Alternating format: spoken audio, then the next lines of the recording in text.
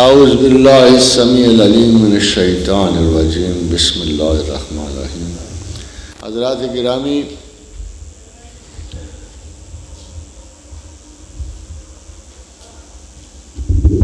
ایک دفعہ انگلینڈ میں کیپشن منکی پہ تجربات ہو رہے تھے۔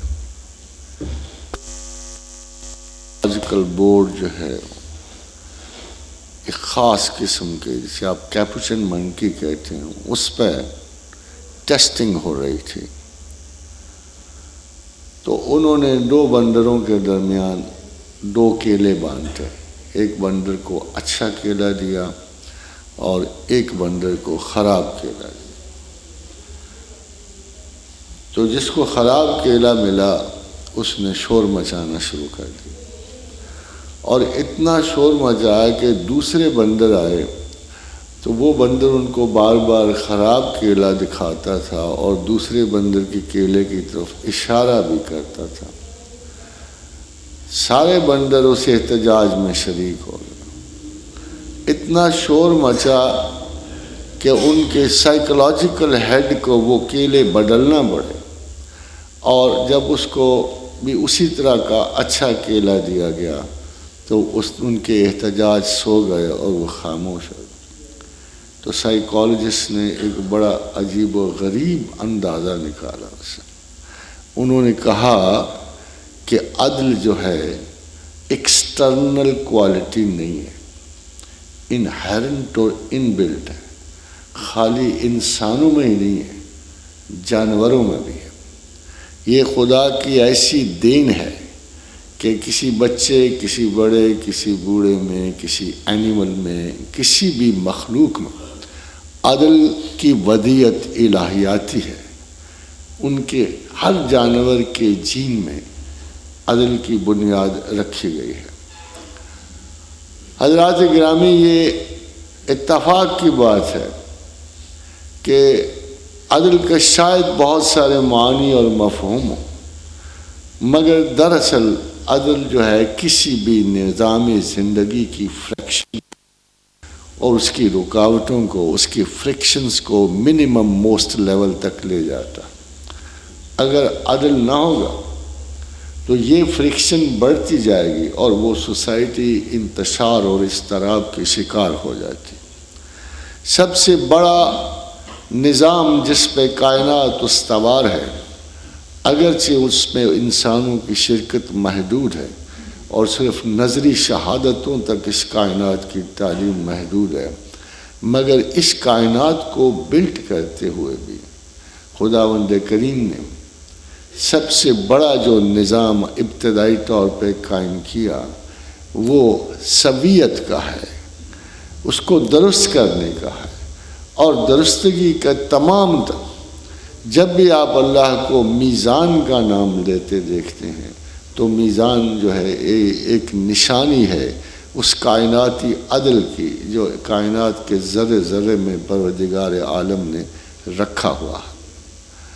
اور جب نفس انسان کو تخلیق کیا حضرات گرامی، تو اس کے ساتھ بڑی بڑی اپنی نشانیوں کو تخلیق کا ذکر فرمایا۔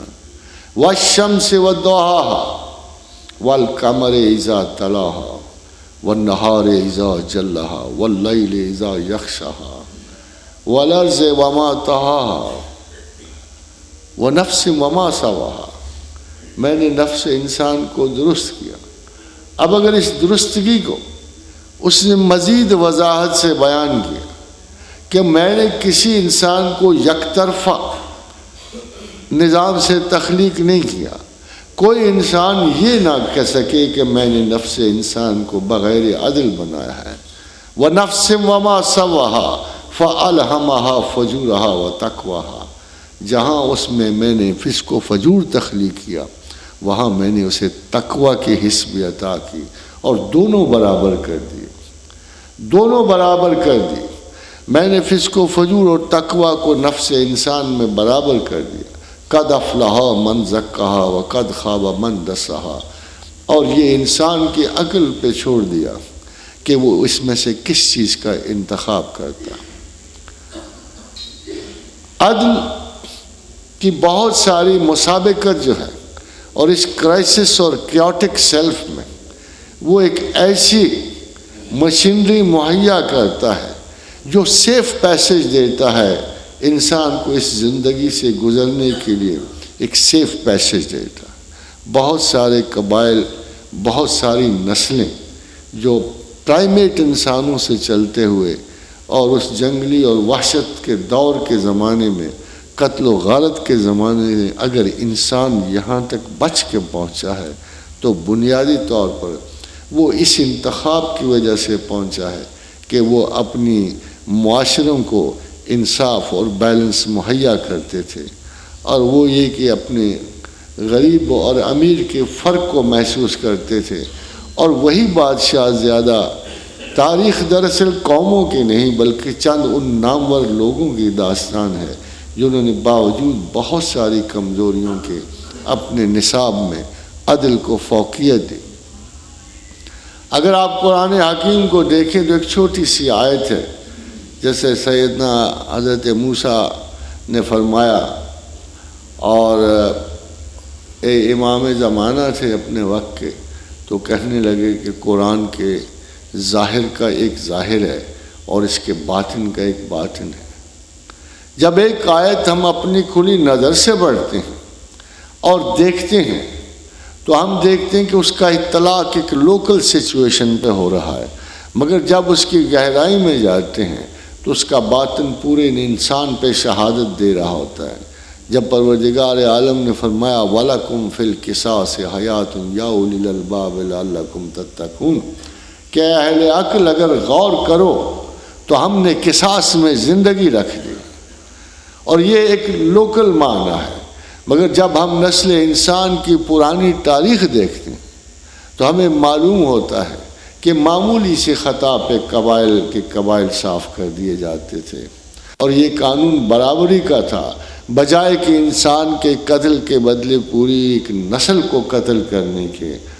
آپ کا حکم جو ہے prince Hammurabi the first law giver, prince Hammurabi the first law giver of Chaldeans, اور جو بادشاہ عالم بنا اور جس کو پہلا قانون دان دنیا کا کہتے ہیں، اس کو حضرت ادریس علیہ السلام کے تعاون سے اور ان کے تفکر سے الہاماتی علم عطا کیا گیا، اور اس نے اپنی مملکت میں وہ تمام قانون تباہ کر کے کندہ کروا کے اپنی مملکت میں بھجوائے، اور سپریم موسٹ لا واز قانون قصاص تھا، جس کو قرآن ریفر کر رہا ہے کہ وَلَكُمْ فِي الْقِصَاصِ حَيَاتٌ يَا أُولِي الْأَلْبَابِ لَعَلَّكُمْ تَتَّقُونَ، کہ اہل عقل اگر غور کرو تو ہم نے قصاص میں قوموں کی زندگی رکھی ہے، بے جا قتل و غارت سے ان کو بچایا گیا ہے، ان کو اس تصرف سے منع کیا گیا جو انسانی جانوں کو کسی دوسری جان کو حاصل ہوتا ہے، اور نسل انسان کے بقا، اس کی روانگی، اس کا پیسج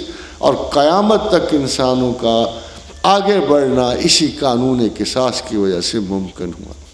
الحر بالحر والعبد بالعبد والانس بالانس، کہ ایک جان آزاد کے بدلے آزاد، عورت کے بدلے عورت، کان کے بدلے کان، ناک کے بدلے کان، السن و بالسن، دانت کے بدلے دانت، اور اس سے زیادہ نہیں، اس سے کم نہیں، اس سے زیادہ نہیں، مگر اس سے زیادہ کے قانون ضرور موجود ہے، مگر وہ ان لوگوں کے لیے ہے جو اپنی توجہات کو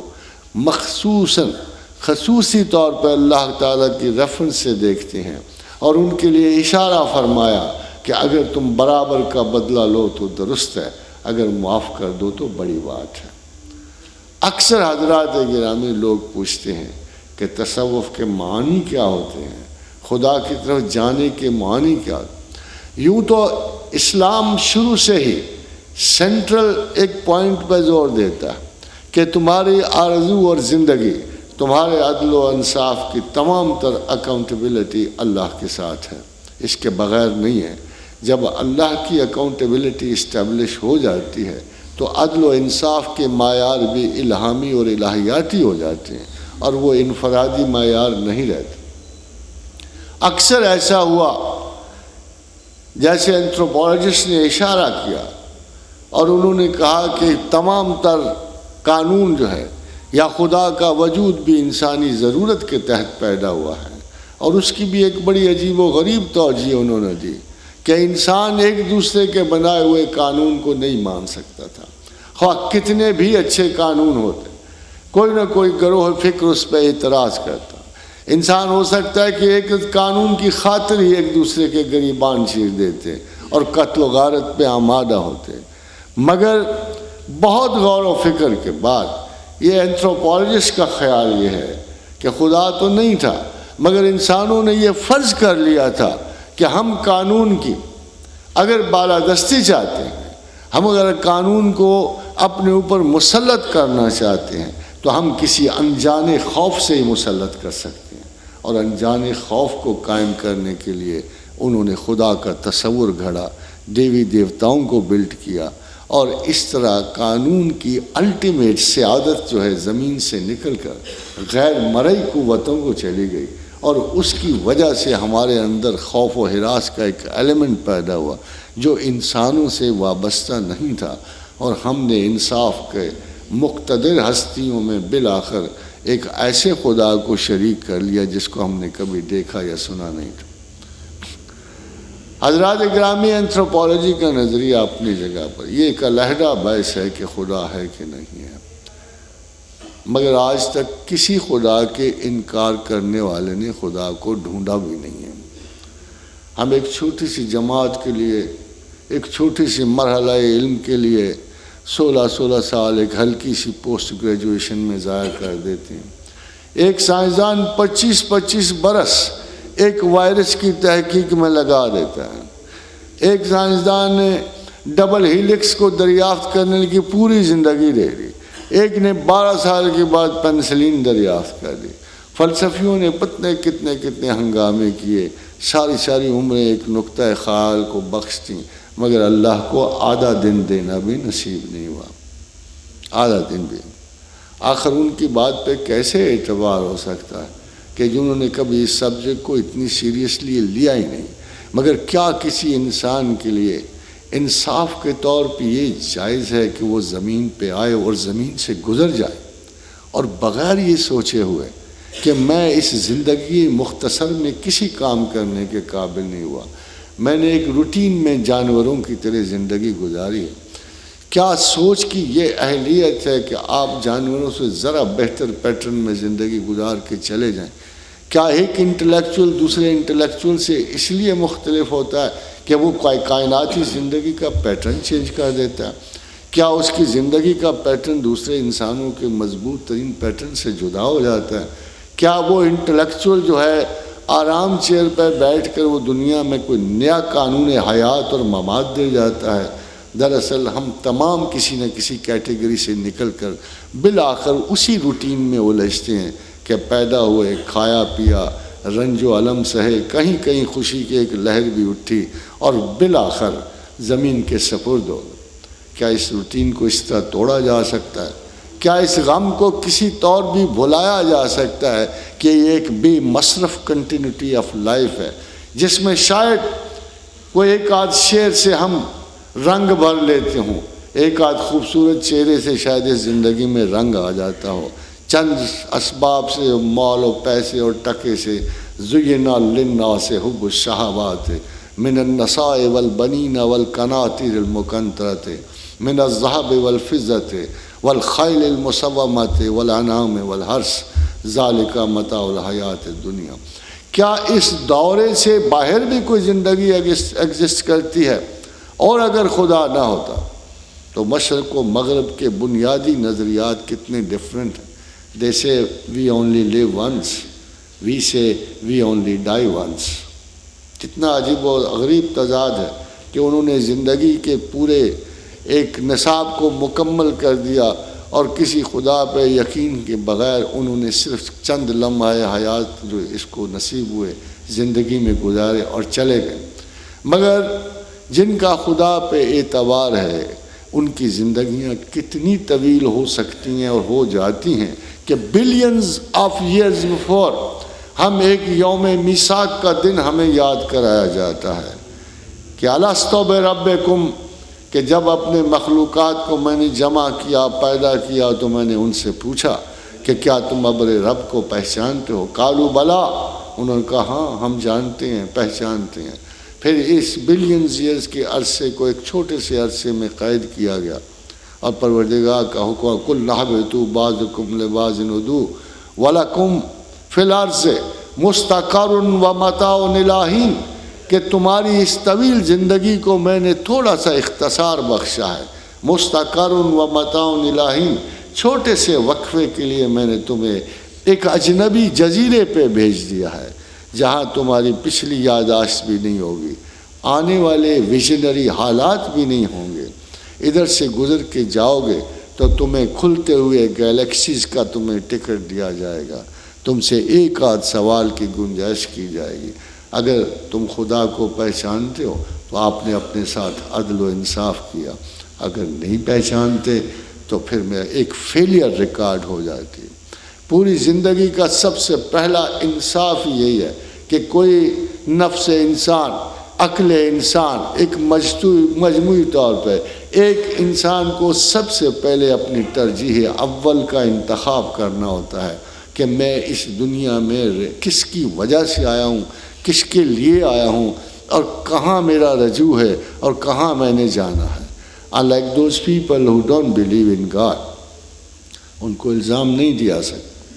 جرأت مند وہ ضرور ہیں کہ خدا کے بغیر ایک زندگی گزارنے کی کوشش کرتے ہیں اور چلے جاتے ہیں، مگر اصل مسئلہ ان لوگوں کو ہے جو خدا کو ماننے کے باوجود اس کی ترجیحات میں نقص کرتے ہیں، اور اس اللہ کو جس کے بارے میں انہیں پورا بتایا گیا ہے کہ وہ آپ کے پہلے سانس میں بھی مداخلت کرتا ہے، آخری سانس بھی اسی کا ہے، عزتیں بانٹنے والا بھی وہ ہے، بچے دینے والا بھی وہ ہے، ازواج بھی وہی مہیا کرتا ہے، زوجین کے تناسب کو وہی فکس کرتا ہے، اور تمہارے ایک ایک لمحہ حیات کے رزق کو بھی وہ کنٹرول کرتا ہے، اور اتنا بڑا پلانر ہے کہ یہ فیسلٹیز اس نے تمہیں اس لیے نہیں دی کہ تم ان فیسلٹیز کے لیے جد و جہد کرو، وہ خود تمہیں ڈرائیو موٹرز کے ذریعے ان فیسلٹیز کو لے جاتا ہے، اور مقصد حیات یہ زندگی نہیں ہے، بلکہ یہ تو اس نے پہلے سے کہا وَمَا مِن دَابَّةٍ فِي الْأَرْضِ إِلَّا عَلَى اللَّهِ رِزْقُهَا، زمین پر ایسا کوئی حظی حیات نہیں ہے جس کا رزق ہم متعین نہیں کر بیٹھے، وَيَعْلَمُ مُسْتَقَرَّهَا وَمُسْتَوْدَعَهَا، اور ہم جانتے ہیں کہ کسی انسان نے کہاں کہاں جانا ہے، کہاں کہاں رکنا ہے، کہاں کہاں جینا ہے، کہاں کہاں مرنا ہے، کل فی کتاب مبین، یہ تو ہم نے ایک میسٹر پلان میں فکس کر دیا۔ یہ لوح محفوظ کیا ہے کہ زندگی بنانے سے پہلے، زمین بنانے سے پہلے، گیلیکسیز بلڈ کرنے سے پہلے، ایک بہت بڑی یونیورس بلڈ کرنے سے پہلے، 7 یونیورسز بلڈ کرنے سے پہلے، جنت و دوزخ بنانے سے پہلے، ہی planned special seclusion for the humans, جہاں اس نے اس نسل کو فروغ دینا تھا، انہیں عقل بخشنی تھی، امانت شعور عطا کرنی تھی، اور صرف ایک فیصلہ لینا تھا۔ With all this protocol of life, with all these facilities of life which God has provided to man, he just wants one simple result. إِنَّا هَدَيْنَاهُ السَّبِيلَ إِمَّا شَاكِرٍ وَإِمَّا كَفُورًا۔ یہ تمام عقل و شعور اس لیے بخشا ہے کہ تم مجھے جواب دیکھ سکو قبر کے سہانے، whether I am or I am not, whether you believe in me or you do not believe in me۔ اتنے سادہ سے سوال کے اس قید خانے کو بلڈ کیا گیا۔ لو سنی گئی ہماری، یوں پھری ہے دن کے پھر سے، وہی گوشہ قفس ہے، وہی فصل گل کا ماتم۔ آخر اتنی زیادہ انوالومنٹ کی اس دنیا میں ضرورت کیا تھی نسل انسان کو؟ یہ ایک عجیب و غریب سا شعور کی آزمائش کا لمحہ تھا۔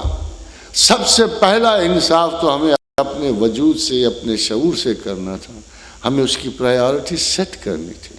ہمیں تو یہ سوچنا چاہیے تھا ابتدائے حال ہی سے کہ ہم اس زندگی میں آئے کیوں، کس کے لیے، جانا کہاں۔ مگر جب ساری سہولتیں دینے کے بعد آپ کو ایک نگلیکٹ پڑ جاتی ہے، لیسر پرائیورٹیز غالب آ جاتی ہیں۔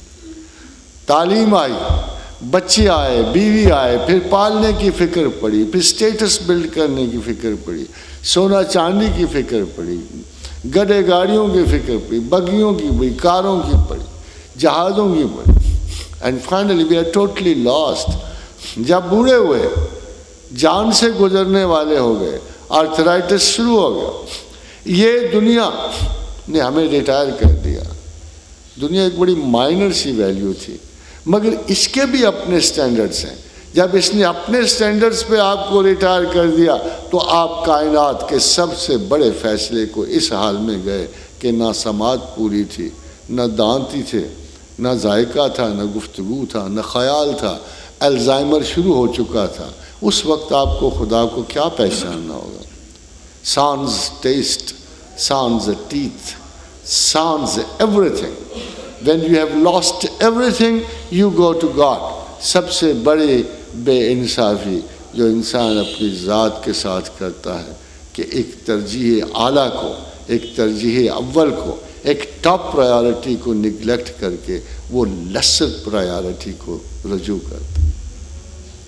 حضرات گرامی، دنیا میں بہت سارے قانون کے سسٹمز بنے ہوئے ہیں، بہت سارے لوگوں نے ان سسٹمز کو خدا کے سسٹم میں اٹھانے کی کوشش کی۔ بہت سارے، زمین پر اللہ نے ایک نظام شرع دیا۔ شرع ریلیجس چیز نہیں تھی، اتنی ایک ایکیڈیمک چیز تھی۔ It's a way out. شرع کا اصلی مطلب یہ ہے کہ کم سے کم زاد راہ جسے لے کر انسان منزل تک پہنچ سکے۔ خداوند کریم نے شرع چند قوانین پہ مشتمل کی اور کوشش کی کہ یہ انسان جو میں نے پیدا کیا، اس پہ سب سے بڑی رحمت جو اللہ کی طرف سے آئی وہ قوانین بقا تھے، جن کی مدد سے اللہ تعالیٰ نے انسان کو منزل تک پہنچانا تھا۔ سب سے پہلا قانون تو حابیل و قابیل کے وقت ہی دے دیا تھا۔ جب بھائی نے بھائی کو قتل کیا تو خدا نے اس پہ ایک قانونی فتویٰ دے دیا تھا کہ جس نے ایک انسان کو قتل کیا گویا اس نے نسل انسان کو قتل کیا، جس نے ایک انسان کی زندگی بچائی گویا اس نے نسل انسان کی زندگی بچائی۔ اور یہ قوانین چلتے چلتے حمورابی تک ایک باقاعدہ سٹیٹس اختیار کر گئے۔ ابھی تک تو قوانین میں خدا کی حکمت اور اس کا غلبہ قائم تھا۔ اینتھروپولوجی کے فساد سے زیادہ حقیقت جو تھا پیغمبروں کے ذریعے بھی آئی، اولیاء اللہ تعالیٰ کے ذریعے بھی آئی، مفسرین کے ذریعے بھی آئی، دانشوروں کے ذریعے بھی آئی، اور تمام تر حالات زندگی ایک قوم کے بعد دوسری قوم ایلیمینیٹ بھی ہوئی، آگے بھی بڑھتی گئی، حتیٰ کہ آج کے دور پر ہم کچھ مسلمان آج بھی موجود ہیں جو خدا کی حاکمیت اعلیٰ پہ مکمل یقین رکھتے ہیں۔ مگر کیا ہم یقین رکھتے ہیں؟ کیا ہم حقیقتاً اس حقیقت پہ یقین رکھتے ہیں؟ It's a very, very difficult question. And this question cannot be answered by lips. This question can only be answered by your inner hearts, by your inner thinking. Do we really believe in God and the law of God or not? This is a big question for us today. مگر حضرات گرامی، زندگی میں ایسے بڑے مواقع تاریخ میں ہیں کہ جب سلطان مراد کو، جب ایک معمار کو اس نے ہاتھ کاٹ دیا اور معمار نے قاضی وقت سے شکایت کی اور قاضی وقت نے بادشاہ کے خلاف فتویٰ دیا اور کہا کہ بادشاہ کا ہاتھ کاٹا جائے۔ کبھی ایک ایسے وقت تاریخ اسلام میں گزری کہ اس معمار نے اگرچہ انکار کیا کہ میں اس کو معاف کرتا ہوں، مگر قاضی وقت نے کہا کہ یہ جبری ہے، ہم اس معافی کو تسلیم نہیں کرتے۔ حتیٰ کہ اس معمار نے اسے یاد دلایا، قاضی صاحب یہ میرا حق ہے اور میں اسے استعمال کر رہا ہوں کہ میں بادشاہ کو معاف کر رہا ہوں، تم کو یہ معافی قبول کرنی پڑے گی۔ اور اس کے بعد قاضی نے اسے فتویٰ دیا کہ اے بادشاہ میں مجبور ہوں، اس کی یہ بات مجھے بھی میرا استحقاق یاد کراتی ہے، اس لیے میں چاہتا ہوں کہ جتنا اس کا وزن ہے اس کے برابر اس کے ہاتھ کا خون بہا ادا کیا جائے۔ حضرات گرامی، حضرت عمر فاروق رضی اللہ تعالی اور ابو سفیان کی ایک شکایت آ گئی کہ وہ کھیت کو پانی نہیں کھول رہا تھا، تو اس نے حضرت عمر کے سامنے جا کے شکایت کی، اتنے میں ابو سفیان بھی آ گئے، سردار قریش تھا۔ حضرت عمر نے کہا کہ ابو سفیان اس انصاری کا پانی کھول دے، تو اس نے کہا تو کون ہوتا ہے سردار قریش کو حکم دینے والا؟ تو حضرت عمر فاروق نے کہا کہ اگر تو نہیں کھولے گا تو رب کعبہ کی قسم ہے کہ میں تیرے جسم پہ ویسے ہی کوڑے ماروں گا جیسے تجھے مارنے کا حق ہے۔ ابو سفیان تھا تو بہت سیانا، اس نے پانی کھول دیا۔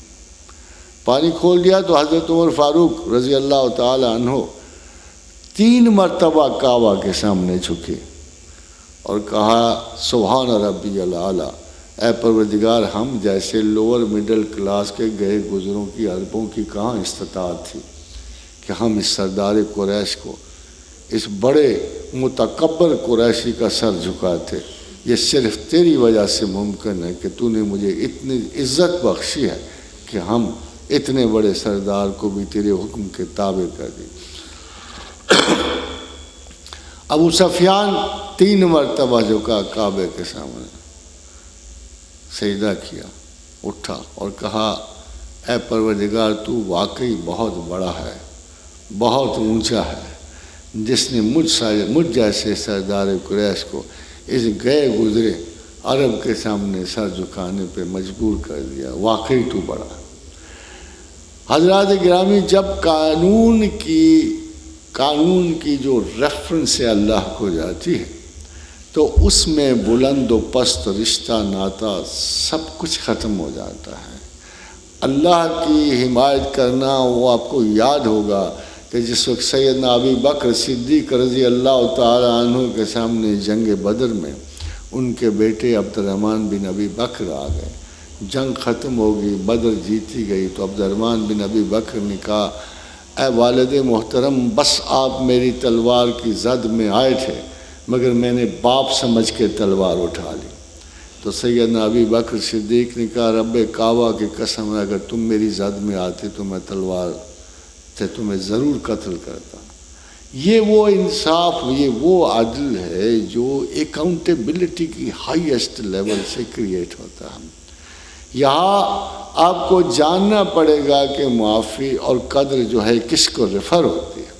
انسانوں کی تمام اقدار اور تمام مورل اقدار جو ہیں انسانوں کی وجہ سے نہیں آئیں بلکہ صرف خدا کی طرف سے آئیں۔ آج اگر کوئی مورل کا معمولی سی جھلک بھی کسی سوسائٹی میں نظر آتی ہے تو یہ ہیومن میڈ نہیں ہے۔ ہاں آپ یہ کہہ سکتے ہو کہ ٹریفک کے قانون آپ نے بنائے ہیں، اور ٹریفک کے قانون بھی اسی لیے بنائے ہیں کہ اس فرکشنل موومنٹ کو روکنے کے لیے جو ہمارے معاشرے میں ہر وقت جاری ہوتی ہے، آپ نے اسی لیے ٹریفک کے قانون میں، مگر اخلاقی موومنٹ زمانے میں کبھی کسی معاشرے نے نہ اٹھائی ہے نہ بنائی ہے، یہ صرف الہیاتی موومنٹس ہوتی رہی ہیں۔ وہ جمہور کو آج کے دن نہیں ہے، یہ جمہوریت آج نہیں آئی، جمہوریت آج سے قبل مسیح بھی پہلے آئی تھی۔ پیریکلیس کی جمہوریت آج بھی نمونہ ہے، دنیا اس کی ریفرنس دیتی ہے، پیریکلیس کی جمہوریت، مگر حضرات محترم صرف 35 سال چلی تھی، پوری کی پورے پیریکلین ڈیموکریسی صرف 35 سال چلی تھی۔ اسپارٹا نے اسے فالو کیا، اسی جمہوریت کو۔ اسپارٹا صرف 15 سال ایگزسٹ کر سکا، یہ جمہوری نظام کی وجہ سے دنیا نہیں چلی، یا اس کی وجہ سے یہ کنٹینیو نہیں کر رہی۔ اس کی وجہ یہ تھا کہ اسپارٹا اور ڈیموکریسی جو تھی پیریکلیس کی، گریس کی، اپنی امورلٹی سے تباہ ہوئی، ہومو سیکشوالٹی سے تباہ ہوئی، اپنے اتنی لائسنشس بیہیویئر سے تباہ ہوئی۔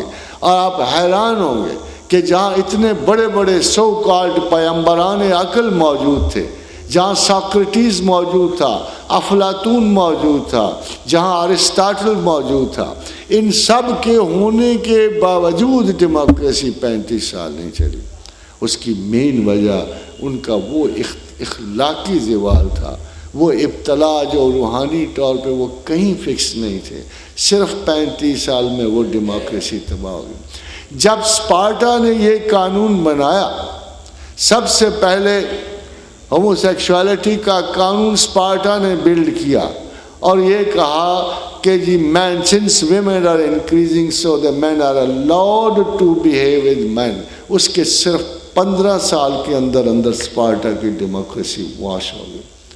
حضرات گرامی، عدل و انصاف کبھی مورلی کرپٹ نہیں ہوتا، اینڈ انلیس اینڈ انٹل کہ اس کے اوپر کوئی اتھارٹی، کوئی بقا، کوئی اخلاقی قوت موجود ہو، چاہے وہ سامنے ہو چاہے وہ چھپا کے۔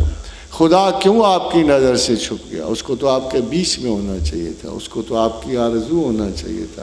He should have been a part of your house hold, صرف ایک وجہ سے حجاب کر گیا۔ اللہ نے دیکھ لیا تھا کہ میرے سامنے دو بڑی قوتوں کے دو بڑے لیڈر جو ہیں میرے سامنے، شیطان انکار عبادت کر گیا، میرے سامنے آدم نے غلطی کر دی۔ خدا کے انصاف سے بعید ہو گیا تھا کہ اگر اس کے سامنے اتنی بڑی بڑی خطا ہو سکتی ہے تو پھر اس کے پاس معافی کی گنجائش نہیں رہتی۔ اس نے ایک ایڈوانٹیج دیا نسل انسان کو، اس نے اپنے آپ کو حجاب میں ڈالا۔ اب آپ کے پاس عذر تو ہے کہ ہمہ وقت اگرچہ آپ کا دل اگر آگہی پائے تو ہمہ وقت نگران اللہ کی ذات ہے، مگر ایک ظاہری عذر تو ہے کہ آپ کو ظاہر کی آنکھ سے وہ نظر نہیں آتا اور آپ ادھر ادھر بہت ساری غلطیاں کرتے پھرتے ہو، اس کے باوجود آپ اطمینان میں رہتے ہو۔ اور یہ پروردگار عالم نے دیکھو انصاف کا سب سے پہلا قانون بنایا کہ الذین یجتنبون الکبائر الاسم والفواحش الا اللمم، اگر تم بڑے گناہوں سے پرہیز کرو تو چھوٹے تو تم کرو گے، ٹھہرو گے تو صحیح، کسی نہ کسی خطا پہ تم ٹھہر جاؤ گے، مگر فرمایا کہ اللہ تعالیٰ اتنا رحیم و کریم ہے کہ وہ تمہیں ان خطاؤں سے معافی بھی دے گا، اور ان خطاؤں کے باوجود تمہارا اس نے ایک ایریا رکھ دیا، ایک حصہ رکھ دیا خطا کا، تاکہ کوئی بندہ اپنے آپ کو پرفیکٹ کلیم نہ کرے، کوئی بندہ اپنے آپ کو اتھارٹیٹیو کلیم نہ کرے، کچھ نہ کچھ خطا اس میں موجود ہے۔ ویسے تو متقی ہونے عدل و انصاف پہ چلنے کا نام، متقی اور تقوی کا مطلب بھی عدل و انصاف سے زندگی گزارنے والا انسان ہے، اور تقوی بہترین بیلنس ہے جو کسی انسان کے اندر پیدا ہو سکتا ہے۔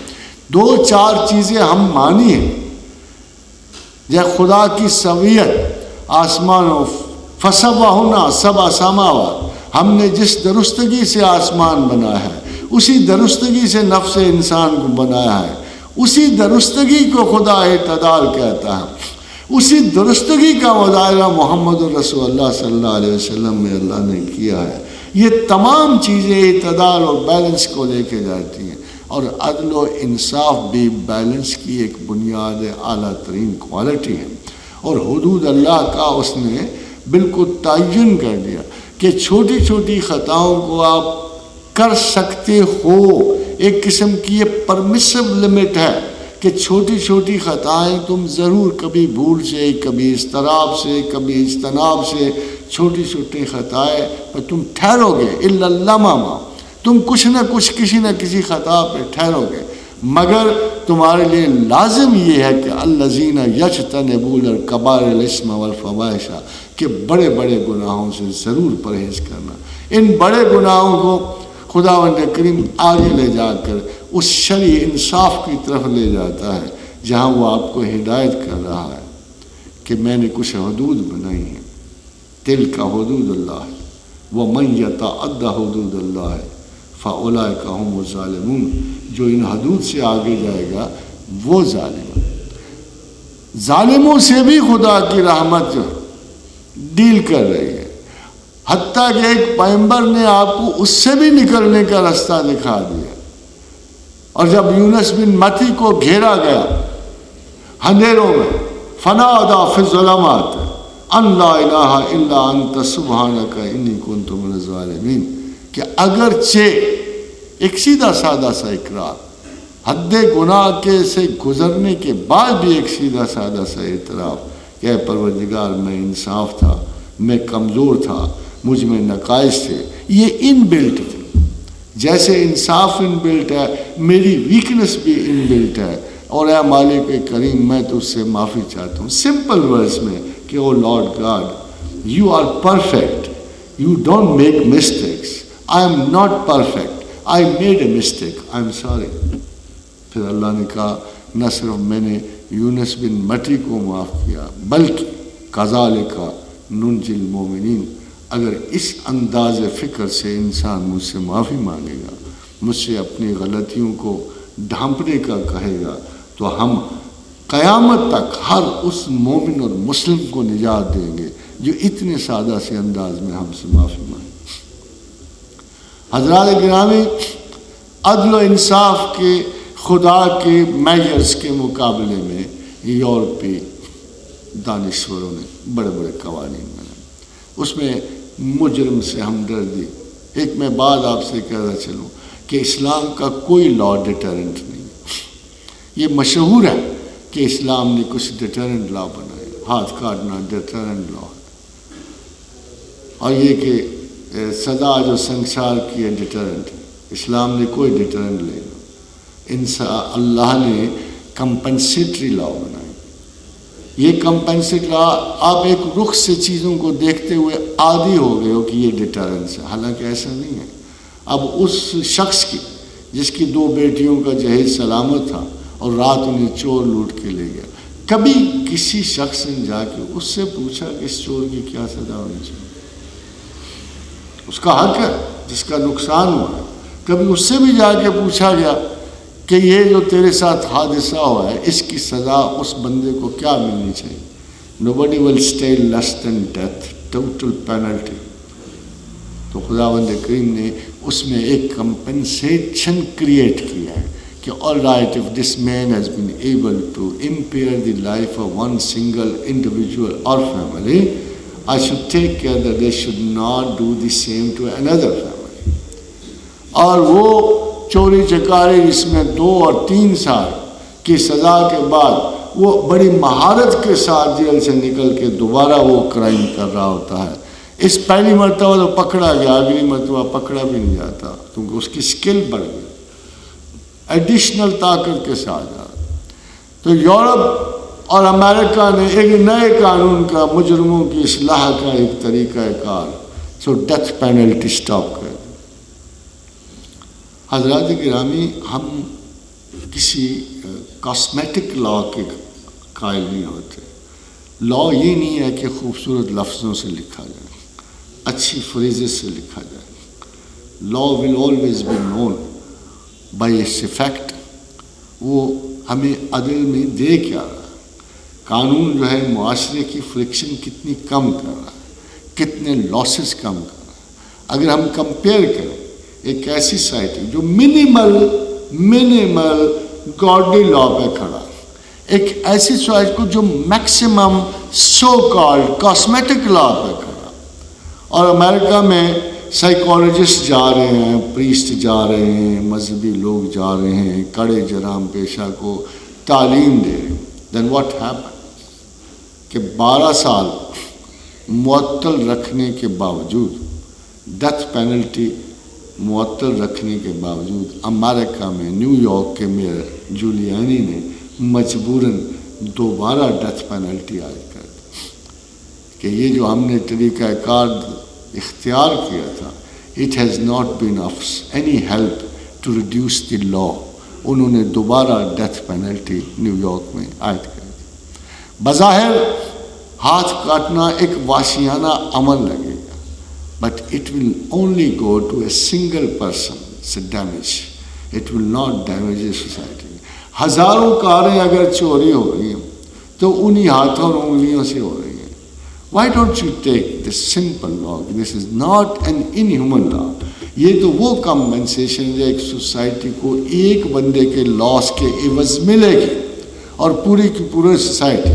یہ یاد رکھیے ایک بات کہ گولی سے کوئی مجرم نہیں ڈرتا. انسان کی سب سے بڑی ویلیو اس کا بخل جان ہے, اس کا حسن جان ہے. وہ احضرت الانفس الشح, ہم نے تمام جانوں کو اپنی ذات سے محبت پہ پیدا کیا ہے. قرآن کہتا ہے گولی heroic death, they would die like anything. But if you introduce this punishment, this is ugliness. No man wants to have a one head. No man wants to have this punishment. This is a very ugly punishment. انسان کا نارسسم، اس کے وجود کی لذت، اس کی اپنے ذات سے محبت، اس کا ہیروئک پیٹرن زیرو ہو جاتا ہے جب وہ اس قسم کی کوئی حرکت کرے گا. So God knows the human nature. The psychology of punishments یہی ہوتی ہے. اور سائیکالوجی آف پنشمنٹس پہ انسان کو جس نے بنایا ہے وہ اسے بہت بہتر جانتا ہے. آپ اجزائے انسان ہو کر اتنی کلیسی ججمنٹ نہیں دے سکتے، مگر جس نے اسے بنایا ہے، جس نے اس کی زندگی کو دیکھا ہے، سنوارا ہے، اٹھایا ہے. But if you introduce this punishment, this is ugliness. No man wants to have a one head. No man wants to have this punishment. This is a very ugly punishment. انسان کا نارسسم، اس کے وجود کی لذت، اس کی اپنے ذات سے محبت، اس کا ہیروئک پیٹرن زیرو ہو جاتا ہے جب وہ اس قسم کی کوئی حرکت کرے گا. So God knows the human nature. The psychology of punishments یہی ہوتی ہے. اور سائیکالوجی آف پنشمنٹس پہ انسان کو جس نے بنایا ہے وہ اسے بہت بہتر جانتا ہے. آپ اجزائے انسان ہو کر اتنی کلیسی ججمنٹ نہیں دے سکتے، مگر جس نے اسے بنایا ہے، جس نے اس کی زندگی کو دیکھا ہے، سنوارا ہے، اٹھایا ہے، جو نفس انسان کی شکل میں پروردگار عالم فرماتے ہیں میں نے اپنا سب سے بڑا سخت جان حریف نفس انسان کی شکل میں پیدا کیا. اب اس کو اگر وہ نہیں جانتا تو پھر ہم اور آپ میں سے کون اسے جانتا؟ So the punishments of God and the law of God is not local. یہ پورے نسل انسان پر اس وقت تک عائد رہیں گی. ابھی دیکھیے بہت سارے لوگ کہتے ہیں کہ خدا نے غلامی کو ہٹایا نہیں، یہ انصاف کے خلاف ہے، انسان کا غلام. دو نکات غلامی کے بارے میں کسی کو سمجھ نہیں آتا کہ غلامی بعض اوقات چوائس ہوتی ہے کسی قوم کا. یہ غلامی ایک چوائس بن جاتی. جب زمانہ قدیم میں دو قبائل ایک چوائس پہ کھڑے ہوتے تھے. The victor would always annihilate the other tribe. بچے بوڑھے سب سمیت ان کو annihilate کر دیتے تھے. اس کے عوض ان کو ایک چوائس ملتا، either you be a slave or be totally destroyed. تو زندگی کی خاطر ان محکوم قبائل نے ہمیشہ غلامی چنی ہوتی. And that's how they survived. اور ان کا وہ چوائس اس لیے بھی درست تھا کہ اگر آپ مانگولز کے اٹیک کے بعد عالم اسلام کو دیکھیں اور اس کے بعد آپ انڈیا میں خاندان غلامہ کو دیکھیں تو اگرچہ وہ ابتداً غلام تھے مگر بعد میں وہی حکمران بنے اور اسلام نے ان کو ایسے سمیٹا کہ ویلمیا کی امپائر مڈل ایسٹ میں جو قائم ہوئی وہ بھی غلام تھے، سلجوکیہ بھی غلام تھے، اور انہی غلاموں نے آگے بڑھ کر اسلام کو سب سے بڑی طاقت بخشی. اور سب سے بڑے ڈسائسو مارکے اگر کروسیڈز لڑے گی تو انہی غلاموں کی مدد سے لڑے گی. اگر مارکہ عین جالوت فتح ہوا تو امیر رکن الدین بابرس کی مدد سے فتح ہو جو غلام تھا اور بعد میں آزاد ہوا. تو غلامی بعض اوقات ایک بڑے معتبر چوائس کی طرح لوگوں میں آتی ہے اینڈ دے ایکسیپٹ. اور دوسری بات حضرات گرامی، ہم لوگوں نے ہمیشہ اللہ کی حکمتوں کو اپنے ڈیکیڈ اور سینچری سے دیکھا. How do we know what is going to happen in the next century?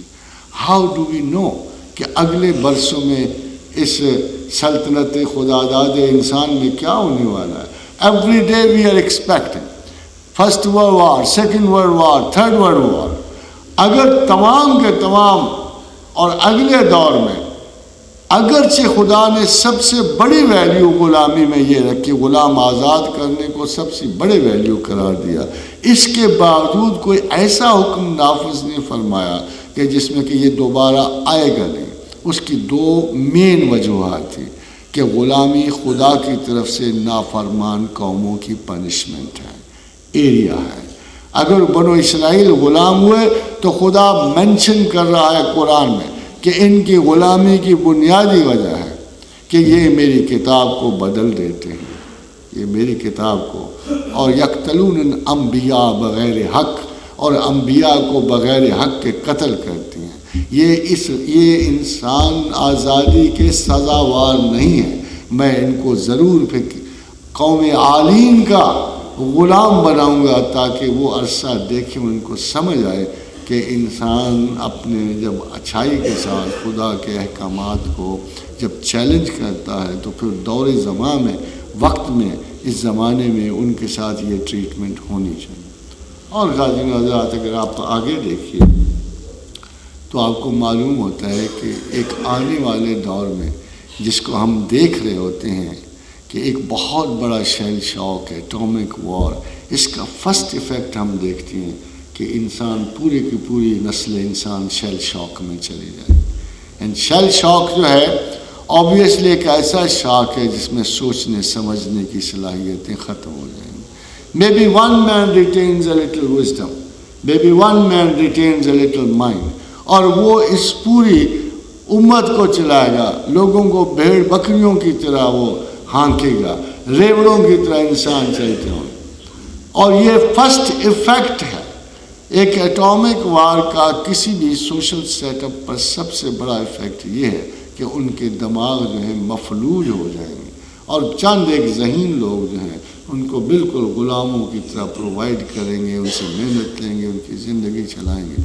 They need laws and Allah has given those laws how to treat these people.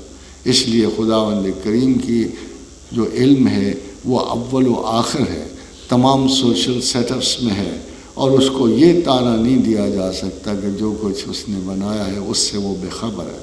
الا یعلم ما خلق.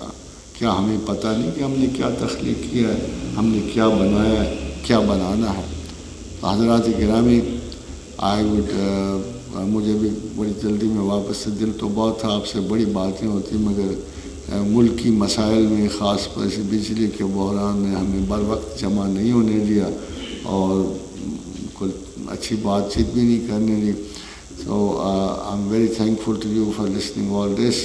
وما علینا الا البلاغ. خدا آپ کو ہمیں کسی بہتر نقطہ نظر پہ جمع ہونے کی توفیق دے، اور کم از کم یہ ضرور کہوں گا کہ ہمیں اپنے مذہب سے شرمندگی سے بچائے.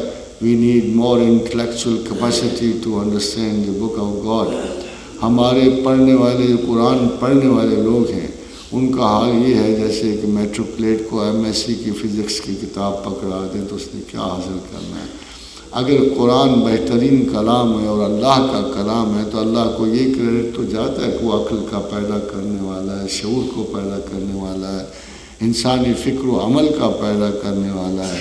تو ایک انٹلیکچوئل عام چیئر جو ہے اسکالر، اس کو یہ نہیں کہہ سکتا کہ آئی نو بیٹر دین گاڈ. جو کچھ بھی ہے ہمارے عقلی حساب میں خداوند کریم کے کو جاننے کے لیے پرہیپس ایک بہرحال میٹافزکس سے آگے جاتی ہوئی عقل چاہیے ہوتی ہے. جب آپ دنیا کے مسائل کو اپنی عقل سے حل کرتے ہو تو خدا کے پر غور و فکر کرنے کے لیے شاید اس سے کہیں بہتر ایک عقل کی ضرورت ہوتی ہے، جو اگر ہمیں نصیب ہو اور ہماری ریفرنسز ٹھیک ہوں تو شاید اگر ہم اپنے آپ سے انصاف کریں تو ہم معاشرے سے بھی کریں، خدا سے بھی کریں. وما علینا الا البلاغ. یہ تمام دوستوں سے التماس ہے کہ جنہوں نے کوئی اس ٹاپک کے درکار یا کوئی بھی سوال جواب کرنے ہیں ان کو پاورپوائنٹس اور قلم دے دیے جائیں گے، یا جس نے خود بھی کسی نے کویشچن کرنا ہے وہ مائک پہ بھی آ سکتا ہے اور سوال کر سکتا ہے. کہ اینی ون کہ تزکیہ شہود کے بارے میں تھوڑا سا. حضرات محترم، تصوف میں جیسے باقی چیزوں میں بڑی آلائش اور کرپشن آئی ہے، مذہبی ٹرمینالوجی میں بھی بڑی کرپشن آئی ہے، اور اس کی وجہ مینلی جسے ہم سیمنٹکس کہتے ہیں، ایسے لفظ جن کے معنی شاید ان بولنے والوں کو بھی نہیں سمجھ آتے تھے کہ جنہوں نے پرانی کتابوں میں درج کیے ہیں.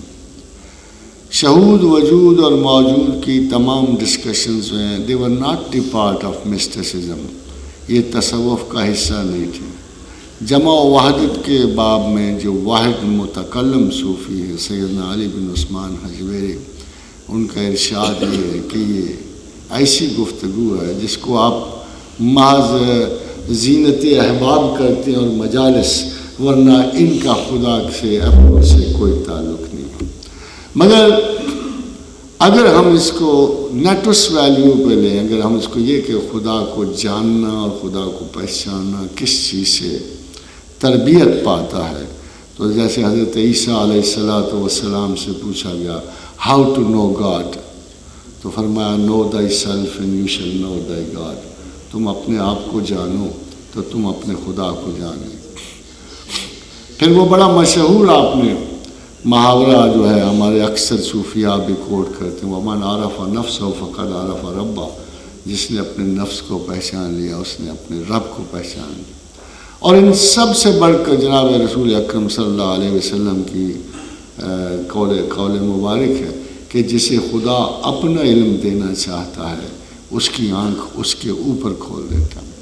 یہ اوپر کھولنا اور سیلف کا جتنا بھی ہمارے پاس آیا ہے، اس کے بارے میں ہم کیا جانتے ہیں یہ میں ضرور آپ کو بتاؤں گا کہ پہلے سیلف اور شہود نفس جو ہے یہ ایک ایسی چیز سمجھا جاتا تھا کہ جو مخصوص چند لوگوں کی متاع تھا، اور وہ ان سے آگے نہیں چلتا تھا، نسل در نسل چلتا تھا، اور یہ کہ بڑی سیکرٹلی چلتا تھا۔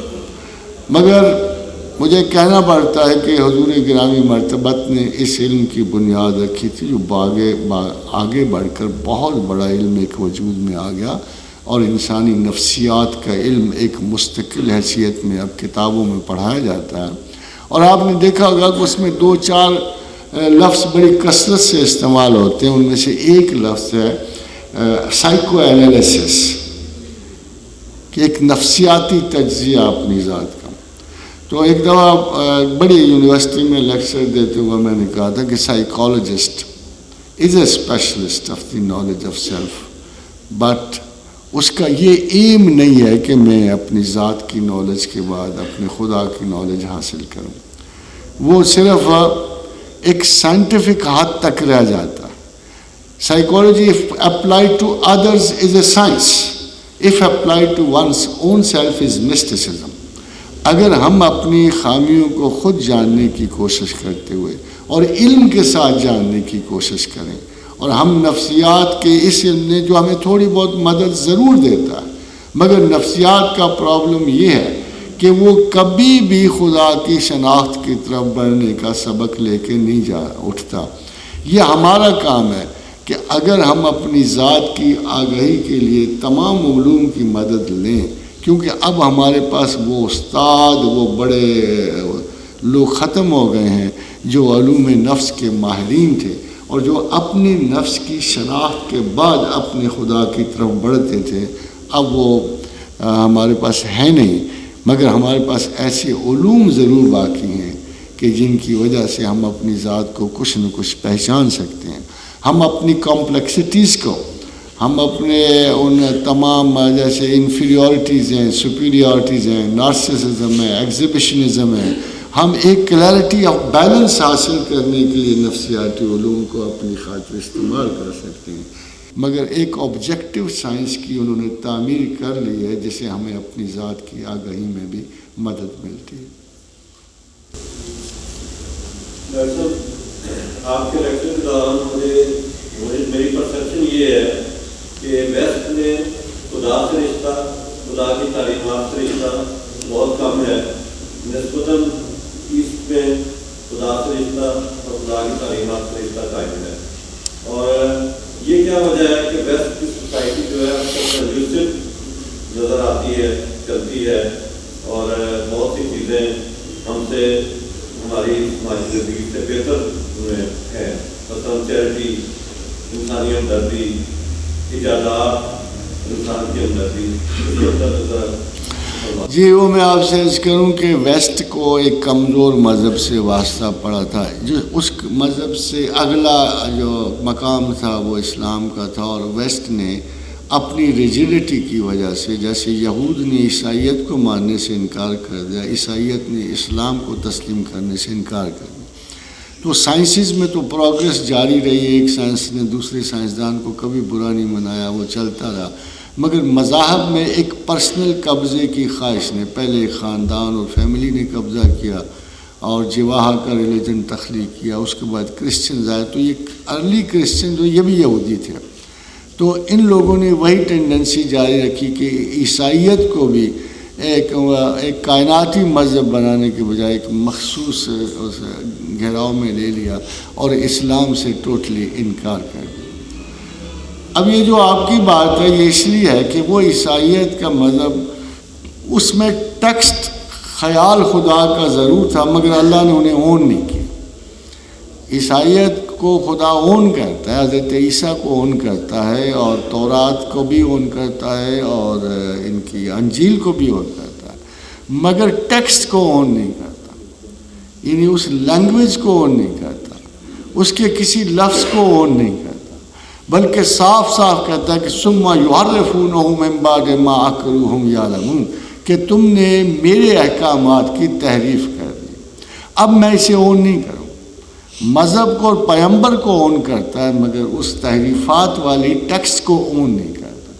اس کے بدلے میں جب اس کے قرآن کا ہوا تو اس نے کہا ایک ایک لفظ میرا ہے، جدھر مرضی لے جاؤ، الف لام میم ذالک الکتاب لا ریب فیہ، اس نے شروع میں ہی کہا کہ یہ ایک ایک لفظ میرا، اسے جہاں مر۔ دوسری بات یہ ہے کہ یہ میں تم پر اعتبار ہی نہیں کرتا، تم بھی بدل دو گے، اس لیے میں نہیں اعتبار کرتا۔ اس لیے کہا کہ نحن نزلنا الذکر و انا لہ لحافظون، ہم نے یہ ذکر نازل کیا، ہم ہی اس کی حفاظت کریں۔ اور بائے یہ 1500 برس تک اگر آپ دیکھیں تو دونوں ٹیکسٹ کا موازنہ کریں تو حیرانی سے یہ بات سے منظر عام میں آتی ہے کہ جب پہلا سیکولر موومنٹ شروع ہوئی ہے، جب ریفارمیشن شروع ہوئی ہے یورپ میں، تحریک اصلاح مذہب شروع ہوئی ہے، تحریک اصلاح عقل شروع ہوئی ہے، رینیسانس اور ریفارمیشن شروع ہوئی ہے، تو ان کا پہلا واسطہ اس ٹیکسٹ کے ساتھ پڑا ہے، کرسچن ٹیکسٹ کے ساتھ۔ مگر جب وہ ٹیکسٹ ٹرانسلیٹ ہوئی ہے تو جو اس وقت ایجادات اور انفارمیشن آ رہی تھی، اور بدقسمتی کرسچن کی وہ انفارمیشن مسلمانوں سے آ رہی تھی، کانسٹینٹینوبل سے آ رہی تھی، کارڈوا سے آ رہی تھی، ابن رشد سے آ رہی تھی، اور الغزالی سے آ رہی تھی، جس نے مسلسل وہ یورپ کی یونیورسٹیوں کے ٹیکسٹ میں 200 برس داخل ہے۔ تو جو انکوائری اس وقت اسلامک ورلڈ سے آ رہی تھی وہ اتنی پیور اور اتنی خالص تھی کہ اس کے مقابلے میں جو ان کے پاس موجودہ عقل تھی، اور انکلوڈنگ دی کرسچینٹی۔ اب دیکھیے بڑی عجیب سی بات ہے کہ ہنری ہشتم کے زمانے میں چرچ سرٹیفکیٹس آف ریڈمپشن دیتا تھا، یا 5 پاؤنڈ کا 10 پاؤنڈ کے دو سرٹیفکیٹ دیتا تھا۔ جس نے 5 پاؤنڈ دیے اس کو چھوٹی جنت کا سرٹیفکیٹ، جس نے 10 پاؤنڈ دیے اس کو بڑی جنت کا سرٹیفکیٹ پادری دیتا۔ پادری اپنا سرٹیفکیٹ نہیں دیتا کہ میں جاؤں گا کہ نہیں، مگر حیرانی کی بات ہے کہ آج کے دور میں، آج سے 5-10 سال پہلے ہمارا مولوی یہی کر رہا تھا، ہمارا اسکول آف تھاٹ یہی کر رہا تھا کہ میں ان کو گارنٹی کرتا تھا ایز اے مولوی کہ اگر مجھے جوائن کرو گے تمہیں جنت ملے گی۔ مجھے تو ایک دفعہ اسی طرح آئی واز ان کالج، تو ایک برخوردار چلتے ہوئے آگے ان کا پروفیسر صاحب یہاں مسئلہ یہ ہے کہ میرے جو اہل حدیث کے امام ہیں وہ کہتے ہیں کہ باقی سب مشرکین ہیں، اور اگر آپ مجھے جوائن کر لو یا ہمارا اسکول آف تھاٹ جوائن کر لو تو میں لکھ کے دیتا ہوں کہ تم جنت میں جاؤ۔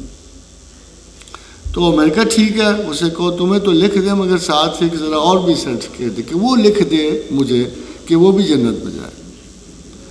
یعنی وہ چوائسز جو اللہ کے پاس ہوتی ہیں، اور وہ چیزیں ہمارے تمام ریلیجس ڈفرینسز کے جو ہمارے علماء تخلیق ہوئے، انہوں نے ایسی اجارہ داری قائم کی۔ اور میں حیرانی اس لیے ہے کہ ہم میں آج پیدا ہوئی، جب کہ یورپ میں یہ 15ویں-16ویں صدی میں پیدا ہوئی۔ تو بحران جو ہے ان کو کرسچینٹی کو پیش آیا، کرسچینٹی وڈرا کر، کرسچینٹی فیس نہیں کی، اس انکوائری کو انہوں نے فیس نہیں کیا۔ جب انہوں نے فیس نہیں کیا تو بیسیکلی ایک بڑا قانون مغرب نے پیدا کر لیا، جو سیکولر لا تھا کہ where there is religion there is no secularism، سیدھا سا بات، where there is sea there is no land، کہ جیسے زمین اور پانی اور سمندر اکٹھے نہیں ہو سکتے. جہاں سمندر ہے وہاں زمین نہیں ہے, جہاں زمین ہے وہاں سمندر نہیں ہے. اسی طرح جہاں ریلیجن ہے وہاں کوئی انتظام حکومت نہیں ہے. جہاں انتظام حکومت ہوگا ریلیجن نہیں ہوگا. تو انہوں نے ہولے ہولے اسے باہر نکالا. فرسٹ ورلڈ وار کے بعد, فرسٹ ورلڈ وار تک ریلیجن پھر بھی طاقتور تھا. رومن کیتھولک بھی تھے, پروٹسٹنٹ بھی تھے, کیلوینسٹ بھی تھے, نیسٹورینز بھی تھے. مگر جب فرسٹ ورلڈ وار ختم ہوئی تو لوگوں کا انسانیت کی بقا سے اعتبار اٹھ گیا. اتنا لوگ قتل ہوئے, اتنے مارے گئے, and still they had something to go back. لوگ پھر واپس گئے. مذہب ہوتا ہی اسی لیے کہ ابتلا میں اور آزمائش میں لوگ اس کی طرف واپس پلٹتے ہیں. مگر واپس جب وہ گئے تو وہاں کوئی آسرا ان کے لیے موجود نہیں. The first time people came back to cities, اور ایک انڈسٹریل ایریاز قائم ہونے شروع ہوئے. تو جو انڈسٹریل ایریا کے سب سے بڑے فساد یہ تھا کہ فیمیل اور میل کی تخصیص کا, وہ وکٹورین انگلینڈ وغیرہ ختم ہو گئے. وہاں کبھی عورت 17 کپڑے پہن کے گھر نکلتی تھی رومن کیتھولک, وہ سارا ختم ہو گیا. اور ایک مشترکہ ان کی زندگی نے مذہب کی مورل افادیت زیرو کر دی. اس کے بعد سیکنڈ ورلڈ وار آیا. سیکنڈ ورلڈ وار میں جو رہا سہا وقار مذہب تھا وہ ہنگامے کی نظر ہو گیا. And people finally shunned the idea. پہلے مذہب چھوڑ رہے تھے, اب خدا چھوڑ دیا. اس وقت یورپ کی جو ہائی انٹلیکچوئل موومنٹس اٹھی تھی, جو فلسفے کی موومنٹ اٹھی تھی, اس کو ہم ایگزسٹینشلزم کہتے ہیں. فلسفہ وجودیت نے مذہب پہ آخری ضرب لگائی. اور فلسفہ مختصر سا تھا کہ میٹر پرسیڈز ایسنس, کہ مادہ روح پہ فوقیت رکھتا ہے. یعنی آپ تصوراتی طور پہ جو بھی مذہب رکھتے ہوں مگر زندگی کے حقائق اس پہ غالب ہیں. اور اس کے بعد یورپ پلٹا نہیں, نہ خدا کی طرف پلٹا. اب ان کو چونکہ ایک طرف ہی ختم ہو گئی تو انہوں نے دوسری طرف بلڈ کی, انڈسٹریل سائڈ بلڈ کی. انہوں نے حکمت کو بلڈ کیا, سائنسز کو بلڈ کیا, اور بڑے بڑے اعلیٰ نتائج اخذ کر لیے. آن دی کانٹری مسلم کے لیے فرار کا کوئی رستہ نہیں. مسلمان کے لیے فرار کا رستہ اس لیے نہیں تھا کہ خداوند کریم نے ایسا کوئی بین, کوئی رکاوٹ, کوئی گپ زنی نہیں تھی قرآن. It was hard and fast rule. آج کی دنیا میں, آج اس وقت کی آخری لیٹسٹ انفارمیشن آپ سائنٹیفک لے آؤ اور آپ قرآن کا مطالعہ کرو گے, آپ کو شرمندگی ہوگی کہ قرآن آگے ہے, پیچھے نہیں. میرے بہت سارے لیکچرز میں جو I give to the people many theses جو اللہ نے دیے ہوئے ہیں. اور فار ایگزامپل جب میں امریکہ میں تھا تو مجھے پروفیسر آف ریلیٹیوٹی اور کوانٹم نے, میں نے اسے کہا کہ you people believe in one universal order, my God has created 7 universes and 7 earths. تو وہ حیران و پریشان ہو کے کہتا ہے وی نو سچ آپشن, ہمارے پاس اس قسم کا کوئی آپشن نہیں. پھر اسے میں نے قرآن کی آیت سنائی کہ اللہ الذی خلق 7 سماوات ومن الارض مثلہن, کہ اللہ ہی ہے جس نے 7 آسمان اور 7 زمینیں تخلیق کی. اور نہ صرف یہ بلکہ وَيَتَنَزَّلُ الْأَمْرُ بَيْنَهُنَّ, ان ساری زمینوں میں میرا حکم اترتا ہے. لِتَعْلَمُوا أَنَّ اللَّهَ عَلَىٰ كُلِّ شَيْءٍ قَدِيرٌ, تاکہ تم جان سکو کہ وہ تمہارے تصور سے کافی بڑا ہے, چھوٹا نہیں ہے.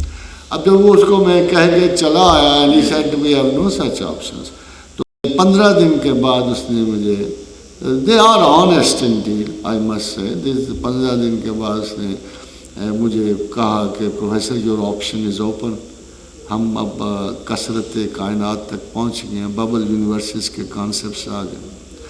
اب یہ چیزیں وہ ہیں کہ خدا کسی سے شرمندہ نہیں ہے اس بابا. وہ جو یہ دیکھیں نا, اللہ نے ایک زمین بنائی ہے اور زمین کی ابتدا بھی دے دی ہے اور انجام بھی دے دیا ہے. ایک American professor P H D کرنا ہے تو مجھے کہتا ہے میرا ایک سوال ہے جو میں اپنی قوموں میں پھرا ہوں, مجھے جواب نہیں مل رہا اس کا. تو سوال میں نے کہا کہو, یہ تو انسان کی گنجائش کے مطابق ہے, ہر انسان ہر چیز تو نہیں جانتا. تو اس نے کہا کہ انڈین مائتھالوجی میں جو کائنات کی عمر ہے 18,000 سال ہے, اور کرسچن مائتھالوجی میں یہ 8,000 سال 6,000 سال ہے. تو what is the concept of Islam about universal creation؟ تو میں نے اسے کہا کہ یار یہ تو بڑا سادہ سا سوال ہے، میں تمہیں قرآن کی آیت سنا دوں گا اور اس کے ساتھ میں تمہیں ترجمہ سنا دوں گا، the rest is it۔ تو میں نے اسے آیت سنا دی کہ اولم یری الذین کفروا ان السماوات والارض کانتا رتقا ففتقناهما، how dare you deny me؟ In the beginning heavens and earth were one mass, then I tore them apart۔ تو وہ کہتا ہے مجھے but this is big bang۔ تو میں کہا بگ بینگ ضرور ہے، دس از بگ بینگ، مگر مصیبت یہ ہے کہ مسلمان عالموں میں سے یہ آیت پر تمہیں فرسٹ ٹائم اس کو کوئی بگ بینگ نہیں ہے۔ ہمارا پرابلم یہ ہے کہ ہمیں محاورہ بدلنا ہے، انداز فکر بدلنا ہے، فہم قرآن بدلنا ہے۔ جناب علی کرم اللہ وجہ سے کسی نے سوال کیا تھا کہ تمہارے پاس کوئی زائد قرآن ہے جو آپ پڑھتے ہو گھروں میں چھپا کے؟ فرمایا رب کعبہ کی قسم ہے کہ ایک ایک لفظ، ایک ایک نقطہ، ایک ایک حرف وہی ہے جو تم پڑھتے ہو، مگر یہ کہ ہمیں اللہ نے فہم قرآن زیادہ دیا ہے۔ اب مسئلہ یہ ہے کہ جی آج کے دور میں with this religion آپ یہ نتائج لوگے جو آپ کو وزیرستان میں نظر آ، جو ایک ڈیکیڈنٹ چلا ہے، اس میں خدا کا کوئی مسئلہ نہیں، اس میں قرآن کو کوئی مسئلہ نہیں۔ یہ جو پڑھنے والا ہے اتنا کام علم ہے اور یہ انسسٹ کر رہا ہے کہ میری تعلیم ہی فائنل ہے، جس کا نتیجہ یہ ہے آج ہم لوگ جو ہیں اس بحران کا شکار ہیں کہ how do we believe in اور گاڈ اور ہاؤ ڈو وی بلیو۔ میں ایک دفعہ بہت بڑے دہریے سے میں نے ایک سوال کیا، میں نے کہا اگر زمین و آسمان میں ایک دلیل مجھے لا دو کہ 1500 برس پہلے کوئی کس طرح یہ بات کہہ سکتا تھا کل فلک یسبحون، کہ یہ ستارے سارے کے سارے چل رہے ہیں اور سارے کے سارے اپنے اپنے مدار میں چل رہے ہیں، فی فلک یسبحون۔ اگر کوئی ایسی سورس مجھے پورے زمین و آسمان میں لا دو، سائنٹیفک کوئی ایسی لا دو جس سے ہمیں یہ پتہ چل سکے کہ 1500 برس پہلے یہ ممکن تھا کسی کے لیے یہ کہنا، تو پھر شاید آپ خدا کے انکار کر سکتے ہو۔ اگر کوئی بندہ ایک دفعہ ایک دلیل لے آئے کہ خدا نے جب یہ کہا وَجَعَلْنَا مِنَ الْمَاءِ كُلَّ شَيْءٍ حَيٍّ، کہ میں نے تمام حیات کو پانی سے پیدا کیا، اگر کوئی شخص ایک دلیل لا دے کہ 1500 برس پہلے کس طرح کوئی کہہ سکتا تھا کہ یہ جو سخر الشمس والقمر واللیل والنہار، کہ زمین و آسمان سارے میں نے مسخر کیا، کلو یجری لاجل مسمى، یہ تمام چل رہے ہیں وقت مقرر۔ اور آپ تھوڑی سی آپ کی انفارمیشن کی بات بتا رہا ہوں کہ زمانہ جو ہے ان لوگوں کے فلاسفہ کائنات کے نزدیک ایٹرنل اور انفینٹ ہے، اور یہاں اس آیت میں زمانہ محدود ہے۔ یعنی آدھی آیت کی تو یورپ تصدیق کر سکتا ہے، مگر آدھی آیت پہ وہ مجبور ہے، کیونکہ قرآن اور مسلمان اور ان کا خدا یہ کہہ رہا ہے کہ تمام کائنات میں ہر چیز چل رہی ہے، مگر ساتھ ساتھ یہ کہہ رہا ہے کہ وقت مقرر ہے، محدود ہے، میں اللہ ہوں۔ یہ وہ چیزیں ہیں جو قرآن کے بارے میں ہمیں سمجھنے کی کوشش بھی کرنی چاہیے۔ It's an immensity of knowledge, immensity of knowledge کو ہم نے بہت ہی کمزور عقل کے لوگوں کے حوالے کیا ہوا ہے۔ That's where I say, not that I am against this community. ان کو پڑھانا ہے تو ناظرہ پڑھائیں، ان کو پڑھانا ہے تو ترجمہ، but they have no authority to go کہ جی ان چیزوں کو اپنی ضد سے پڑھائیں اور محدودیت سے پڑھائیں جو قرآن کے کھلی ہوئی کائنات ہے، اور ہم ایک چھوٹے سے مملکت کے چھوٹی سی جگہ پر، ہمارا قصور یہ ہے قرآن کو اپنی فکر کے مطابق محدود کرنے کی کوشش کر رہے ہیں۔ That's the main problem today and Muslims۔ اور یہ گلہ مجھے آپ سے بھی ہے، ماشاءاللہ وہی ذہن پڑھیں گے نا قرآن کو وسعت سے، جو پی ایچ ڈی کر رہے ہیں، جو LLB کر رہے ہیں، جو LLM کر رہے ہیں، جو MCS کر رہے ہیں۔ ایک ملا تو یہ نہیں کر سکتا، اس کے لیے تو MCS کرنا بھی بڑا وبال کا باعث ہے۔ ہم تو اپنے فیلیئرز کو اسٹڈیز آف قرآن کو بھیجتے ہیں، unless we try to understand and know about the Quran۔ ہم ایک کتاب سمجھ کر اسے ہم نے جزدان پہ تو نہیں رکھ دینا نا، we have to study and know, and that's how we know our God also۔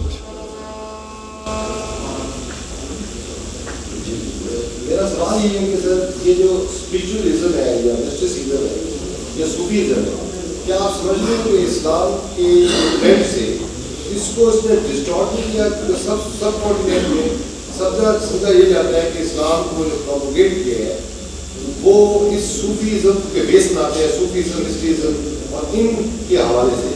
تو کیا ان لوگوں کے صوفیزم مسٹسزم میں کوئی اسلامی فلسفی یا قرآن یا خدا کے کنسیپٹ کے حوالے سے تو انہوں نے کوئی چیز کیا؟ میں آپ سے عرض کروں گا چونکہ ہر چیز میں بہت ملاوٹ ہے اور اس خیال میں بڑی اٹریکشن ہے. جان ڈن کہا کرتا تھا، وہ اس کو مسٹک پوئٹ کہتے ہیں، وہ کہتا تھا کہ we have learned and we write this poetry just to achieve and please the attention of fair ladies. جب آپ گفتگو کا جنرل کارڈر ختم ہو جاتا ہے، جب سیاست پہ گفتگو ختم ہو جاتی ہے، آرٹ اور لٹریچر پہ، تو لوگ اپنے آپ کو نمایاں کرنے کے لیے تصوف پہ گفتگو کرتے ہیں. مگر یہ اتنی اسپیشلائزڈ سائنس ہے جس کو آپ تصوف کہتے ہیں کہ تصوف میں اور سائنسز میں ایک بڑا میجر فرق یہ ہے کہ سائنس میں آپ کا کردار جو ہے آپ کے ریزلٹس کو متاثر نہیں کرتا. آپ جائیں جو مرضی کر کے آئیں، شراب پی کے آئیں، چوری کر کے آئیں، that will not hamper your degree of MBBS اور انجینئرنگ. مگر جس کو آپ صوفیزم کہتے ہو، دراصل وہ ایک ایسے کہ فرض کرو میں آج اپنے آپ کو کہوں کہ جی میں مومن ہوں، تو آپ ہنسیں گے بھی میرے دعوے کو جو ہے کیا فضول بات ہے اپنے آپ کو مومن کا کلیم کر. مگر آپ دیکھیں گے صوفیزم پر آپ کو اتنا اعتراض نہیں ہو، وہ کہ جی یہ صوفی ہے وہ صوفی. اس لیے کہ مومن ایک بڑا اسپیشلائزڈ لفظ ہے جو خدا نے ایک اعلیٰ ترین مسلمان کے لیے استعمال کیا ہے. On the contrary, Sufism is a very general academic literary word which anybody، ہم تو مزایا بھی اس کو استعمال کریں فلاں صوفی. تو صوفیزم میں بھی جسے ہم ایک اچھے مسلمانوں کی اس کارڈر میں جنہیں ہم مومنین کہتے ہیں یا اولیاء اللہ تعالیٰ العزیز کہتے ہیں، ان میں اس لفظ کی شامل ہونے کی وجہ سے متعدد ایسے لوگ آ گئے، بیچ میں بے شمار ایسے لوگ ہیں جو ذرا سی لٹریری فیکلٹی کو مسٹسزم کہتے تھے، یا شاید آج بھی جو تبت کا لاما ہے وہ صوفی بن گیا، یا ایک پنڈت یوگی جو ہے وہ صوفی بن گیا. دیر از نو سچ تھنگ. مسٹسزم میں ویری ویری اسپیشلائز. میں اگر آپ کو ابھی مثال دوں تو آپ شاید برا منائیں، مگر واصف علی فاصف کو بھی مسٹسزم کا دعویٰ تھا. اگر آپ تھوڑے سے پڑھے لکھے زیادہ ہوں گے تو آپ کو پتہ لگے Wasif Ali was only copying Khalil Gibran in style, یا وزیر اعلیٰ کی طرح کے انشائیہ لکھنے کی کوشش کر رہا تھا. تو ہم پریکٹیکل مسٹسزم میں اور ان میں اتنا ہی فرق پاتے ہیں جو سید حجویر نے کہا کہ کچھ لوگ تو ہیں اللہ کے بندے مگر باقی متصوف ہیں. they have the style of being Sufis. Persian poetry نے اور پرشین کے معاشرے نے ان لوگوں کو زیادہ اہمیت دی، کلندریت کو زیادہ اہمیت. یا جو حافظ شیراز جو ہے ہمہ وقت چونکہ مولویوں کے سسٹم کے شدید مخالف تھا، تو جہاں ادھر طنز کر رہا تھا اپنے آپ کو بے جا حرکتوں میں رکھ کر وہ اپنے آپ کو صوفی بھی کہہ رہا تھا. تو دو چیزیں پیدا ہوئی، سیکولر اور صوفی میں ایک چیز مشترک ہو گئی جو نیا آنے والا ہے. ایک تو ان صوفیاء نے اور ان سیکولر نے فرض کرو شراب پینا تھا تو اس نے صوفیزم کا آسرا لیا، اس نے سیکولرزم ہونے کا. کوئی اور غلط کام مورل کرنے تھے، مگر جو خدا کے بندے ہیں ان کو ان قسم خلافات سے کوئی واسطہ نہیں ہوتا. نہ ان کے ظاہر و باطن میں فرق ہوتا ہے، نہ وہ کسی لیگل آرڈر کی تکذیب کرتے ہیں اور تصحیح کرتے ہیں. یہی وہ لوگ تھے جو شروع میں انڈیا میں آئے، اور سب سے پہلے جو امام زمانہ آئے سیدنا علی بن عثمان حجویری ہیں، اور وہ یعنی سلطان محمود بیگڈ ہیں اور برکت کے لیے، اور وہ لاہور آ کے بیٹھے ہیں. دین اسٹارٹڈ پریچنگ، اور یہی پریچنگ آگے بڑھ کے اجمیر کے معین الدین چشتی اجمیری نے بھی کی. مگر کیونکہ درمیان کے سلاسل بیچ میں ایسے آ گئے کہ جنہوں نے اپنی اپنی گرفت مضبوط کرنے کے لیے لوگوں پر یہ تصوف اور یہ کرامات اور ایسے ایسے غیر معمولی عناصر ایڈ کر دیے جن کا کوئی تعلق تصوف سے نہیں تھا. اس لیے آپ تھوڑا سا اگر غور کریں گے تو آپ کو ان لوگوں میں اور ان لوگوں میں فرق نظر آئے. The last of the saint which ever passed, وہ اتنا بڑا عالم تھا کہ ماشاء اللہ تعالیٰ العزیز کے جو علامہ اقبال جیسے بھی فلاسفر بھی زمان و مقام پہ گفتگو کے لیے ان کی رہنمائی چاہتے تھے، اور محی الدین ابن عربی کے اسکالسٹک یعنی انڈرسٹینڈنگ کے لیے سیدنا اپنا گولڈا شریف کے خواجہ میر علی کی طرف ریفر کرتے تھے. تو تصوف کا ایک معیار علم ہے، اور بغیر علم کے ہمارے لیے بڑی مشکل بنتی ہے کہ اس کو صوفی کیٹیگرائز. یہ کوئی خان صاحب کی بابیں نہیں ہیں جو اشفاق احمد خان صاحب کے، کہ کم از کم 2000 بابا تو لاہور میں موجود ہیں، اور اسی طرح ہر ملک میں جہاں گئے کسی اور شخصیت کو صوفی بنا کے بابا بنا دیا، اور اس کا مقصد تو صرف یہی نظر آتا ہے کہ مرنے کے بعد وہ بھی ایک آدھ بابے ہو جائیں، اس اور تو کچھ نظر نہیں. All I understand about mysticism is کہ اس کی ایک ایک سٹیٹمنٹ جو صوفیاء نے دی ہے اس کی انڈرسٹینڈنگ کے لیے بھی بے حد و حساب علم چاہیے. جیسے ہمارے شیخ جنید نے، جن کو سید الطائفہ کہتے ہیں، he was the top intellectual of his time. انہوں نے توحید کی تعریف کی ہے اور بڑی سمپل سی کی ہے کہ توحید قدیم کو حادث سے علیحدہ کرنا. Now these terms which he has used, they are inclusive of the entire philosophy of the world. تو بڑا مشکل ہوتا ہے. جیسے ایک صوفی نے صفائے قلب کی بڑی خوبصورت تعریف کی کہ الصفاء صفت الاحباب ہے، کہ یہ جو صفائے قلب ہے یہ اللہ کے دوستوں کی صفت ہے.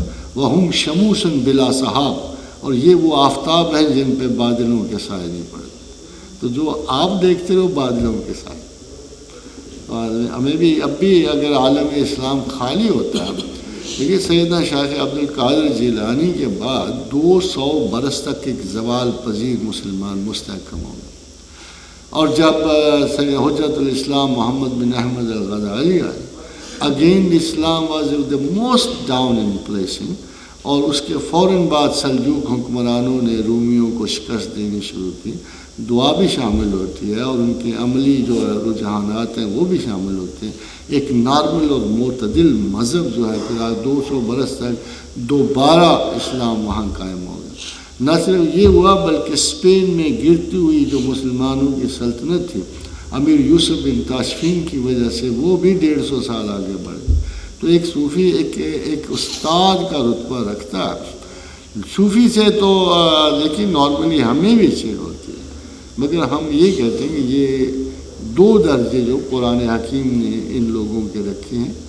ایک تو اللہ نے رکھا کہ الا ان اولیاء اللہ لا خوف علیہم ولا هم یحزنون، اور دوسرا حدیث میں لفظ مجدد آیا ہے ایسے ٹیچر سینٹ کے لیے کہ جو ریگولرائز کرتا ہے نالجبلٹی کو، اس میں فضولیات نکال کے دوبارہ اسے سیدھے سادے صاف ستھرے انداز میں پیش کرتا. ٹوڈے یو سی سب سے بڑا المیہ بلائنڈ فیٹ کا، ہر آدمی جدھر چلے جاؤ میں خدا کو بے دلیل مانتا، مگر خدا الٹی بات کر رہا ہے اس کے لِيَهْلَكَ مَنْ هَلَكَ عَنْ بَيِّنَةٍ، جو ہلاک ہوا وہ دلیل سے ہلاک ہوا. یحییٰ مَنْ حَیَّ عَنْ بَيِّنَةٍ، جو زندہ ہوا وہ دلیل سے زندہ ہوا. ان اللہ لَسَمِيعٌ عَلِيمٌ، اللہ تو سننے والا ہے، علم والا ہے، وہ بے دلیل کیوں مانا جائے گا؟ تو خداوند کریم متحرک ہے انسانی فہم کا اور ادراک کا، اور چاہتا ہے کہ لوگ سوچیں، غور کریں اور پھر مجھے جانیں. اس نے سختی سے ذکر کیا ہے جو ہلاک کا، ان شر الدواب عند اللہ صم البکم الذین لا یعقلون، بدترین جانور میرے نزدیک وہ ہیں جو گونگے اور بہروں کی طرح قرآنی آیات پہ گرتے ہیں اور غور و فکر نہیں. میں یہ تو نہیں کلیم کر رہا کہ مجھے اس سسٹم سے کتنی اکتاہٹ تھی، مگر ایک مضمون کی وضاحت کے لیے میں نے پورے 1500 برس کے علوم بعد از جو ہمیں تابعین کے بعد کہ میں نے لوگوں کو دیکھا، not a single scholar had spoken a word on it.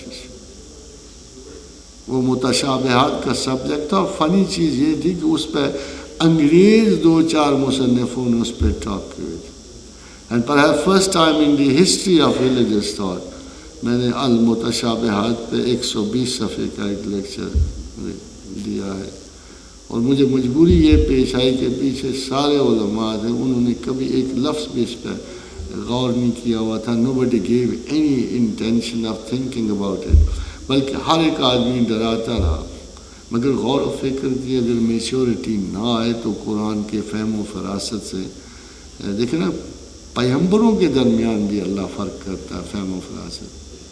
جب ذکر داؤد نے ایک فیصلہ دیا اور وہ غلط تھا، پھر سلیمان نے دیا اور وہ ٹھیک تھا، تو فرمایا ففہمنا سلیمان، ہم نے سلیمان کو فہم خصوصی دیا تھا. تو یہ تو پیغمبروں میں بھی ڈفرینس آ جائے. So the understanding of the قرآن از سلائٹلی انکمپرومائزیبل ایلیمنٹ اگر آپ اسے پریزنٹیشن دینا چاہتے ہیں. یہ ایک سبب ہے، ورنہ آپ کسی کو صوفی نہیں سمجھتے تو آپ کو ڈسکریڈٹ کوئی بھی نہیں کرے گا. It is your own intelligence, your intellectual capacity, your sense of skepticism and criticism which will make a decision, and you are free to do it.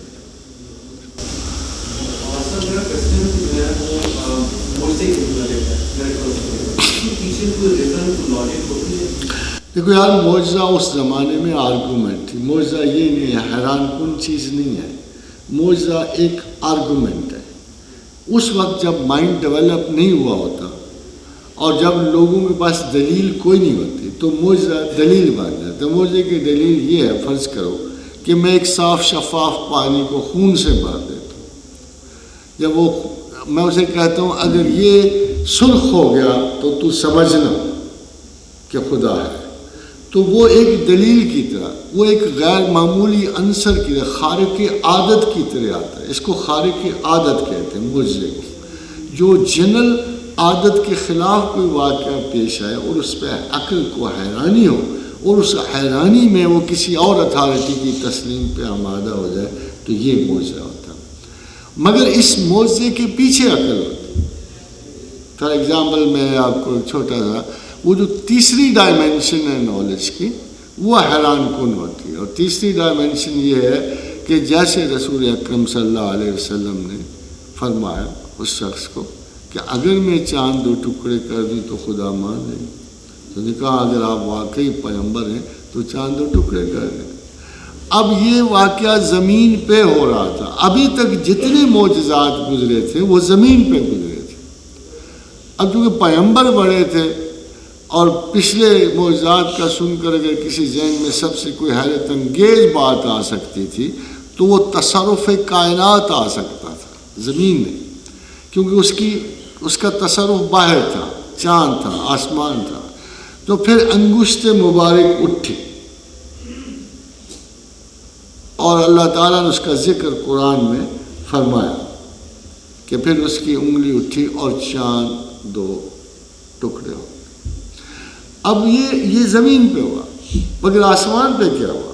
وہ پرفیکٹ لاجک اور سائنس تھی کہ تو چاند جو ہے 2 بڑے سیارے اس کے پاس سے گزرے، دونوں کی انتہائی شدید جو کشش تھی اس پر گزرے. چاند بیچ میں سے 2 ٹکڑے ہوا. جب 2 ٹکڑے ہوا، ایک سیارہ جو تھا تیزی سے نکل گیا. جب تیزی سے نکل گیا تو وہ دوسرا حصہ پھر آگے جڑ گیا. یہ ہوا آسمان پر، سنکرونائز ہوا انگشت مبارک کے ساتھ. یہ جب لاجک جیسے حضرت خضر نے آپ کو بتایا کہ بظاہر ایک کام ادھر ہو رہا ہوتا ہے، غلط ہو رہا ہوتا ہے، مگر جب اس کی پچھلی لاجک دیکھے تو بالکل صحیح ہو رہا ہوتا ہے. تو یہ حکمت جیسے آپ کو ڈائمینشنز ہیں، جیسے چیزوں کی ڈائمینشنز ہیں، جیسے کائناتی ڈائمینشنز ہیں. ہم 1 2 3 4 ڈائمینشنز کو تسلیم کیے بیٹھے ہیں. اب وہ وقت آ گیا کہ لائٹ سپیڈ جو ہے اس کی لائٹ کی بڑھ گئی ہے. اب پتہ لگا ہے کہ اس سے زیادہ جو آئنسٹائن نے ڈسکور، اس سے بھی زیادہ سپیڈ موجود ہے. اب یہ سپیڈ زیادہ ہوگی تو آپ کو ہر دوسرے ستارے میں نئی ڈائمینشن نظر آئے. اب وہ 3 ڈائمینشنل کائنات نہیں رہی ہے. سملرلی عقل کی بھی ڈائمینشنز ہیں. کوئی ایک ڈائمینشن سے دوسری ڈائمینشن میں جاتے ہوئے ایک واضح فرق پڑ جاتا ہے. پہلے اس ڈائمینشن کو جو خدا کی طرف بڑھتی تھی اسے الہام کہتے تھے، القا کہتے تھے، بشارت کہتے تھے، فراست کہتے تھے.